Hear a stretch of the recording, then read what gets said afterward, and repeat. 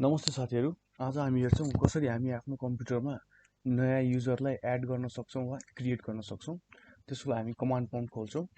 पहिला रन खोल्छौँ, Windows R CMD लेखेर अब रन एज एडमिनिस्ट्रेटर गर्नुपर्छ। यसलाई बिना एडमिनिस्ट्रेटिभ प्रिभिलेजको यो हुँदैन। अब यहाँबाट सर्टकट हो कन्ट्रोल सिफ्ट र इन्टर र यस गर्नु होला। अब म अहिले जुम गरिदिन्छु। पहिला हामी हेर्छौँ मेरो ल्यापटपमा कतिवटा युजर छ त्यो हेर्नको लागि नेट स्पेस युजर इन्टर हेर्न सक्नुहुन्छ। अहिले एउटा मात्रै युजर छ एचपी। यहाँ कन्ट्रोल प्यानलबाट पनि हेर्न सक्छौँ युजर एकाउन्टमा एउटा मात्रै छ अहिले एचपी भनेर। अब नयाँ युजर एड गर्नको लागि अब यहाँ कमान्ड लेख्छौँ नेट स्पेस युजर। अब के नाम राख्ने त्यो नयाँ युजरको? अहिलेको लागि म एबिसी राखिदिन्छु, एबिसी र फ्रन्ट स्ल्यास दिएर एड इन्टर हेर्न सक्नुहुन्छ। The command completed successfully. अब फेरि चेक गर्छु नेट स्पेस युजर इन्टर।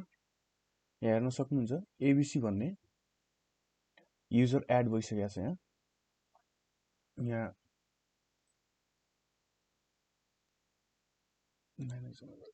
हेर्न सक्नुहुन्छ यहाँ एबिसी भन्ने एकाउन्ट यहाँ आइसकेको छ। अब यसमा तपाईँले पासवर्ड पनि राख्न सक्नुहुन्छ।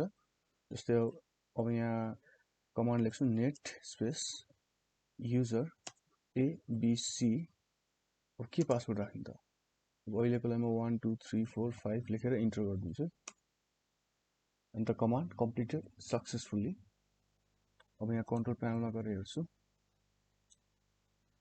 म्यानेजर एकाउन्ट हेर्न सक्नुहुन्छ। अब यो पासवर्ड प्रोटेक्टेड भनेर यहाँ देखाइसकेको छ यसले।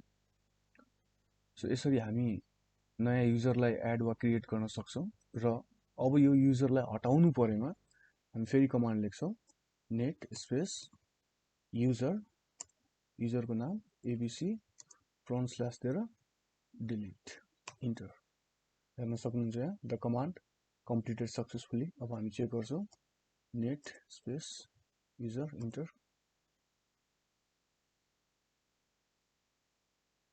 हेर्न सक्नुहुन्छ एबिसी यहाँबाट गइसकेको छ।